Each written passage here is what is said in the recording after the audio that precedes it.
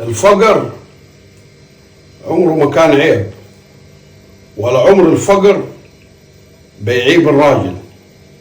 اكتر حاجة تعيب الراجل قلة كرامته. وعمر الفلوس ما طولت عمر حد، ولا عمر الفقر قصر من عمر حد. يعني ربنا لما يكرمك بسلطة في شغلانة، مدير، نائب مدير، ما تعرضهاش قوي يعني مع الناس اللي تحتك، وتلف الكرسي على المكتب كده شمال ويمين، لأن الدنيا ما دايماش، ولا المناصب دايما لحد. ازاي يا عم ضوي عشان بيقولوا عليك انت مخك ضرب؟ والله ما مخي ما ضربني. يعني النهارده كل واحد يخلي عنده كرامة ويخاف على الناس اللي شغالة معاه. مش اول ما تمسك لك شغلانة في مكان اطلوصها. يعني ايه اطلوصها؟ اها محمد ما جاش، اها محمود راح، اها حسن جه، اها علي ودى، اها اسماعيل جاب، عشان توصل على كتاف زملائك. خلينا داقة منيكم. كلامي انا كلام الحاج ضوي مخه ضرب ولا ده بيحصل؟ والله بيحصل.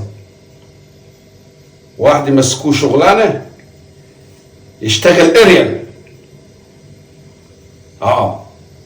يشتغل كده ايه، قناة، يعني شغال رايح جاي كده يقعد. مش عايز يشتغل، هو عايز يوصل، عايز يفتحها على البحري. يا باشا تحت امرك يا مدير. عايز حاجة يا مدير؟ طب بقول لك يا مدير، طب مصطفى عمل كذا، فلان عمل كذا، محمود جاب من هنا، جاب من وده، عشان يوصل على كتاف زملاته. فكل واحد يتقي ربنا ويخلي عنده كرامة. لأنه لو راحت كرامتك والله كنوز الدنيا كلها وفلوس الدنيا كلها ما هترجع لك كرامتك. فما تبقاش عنق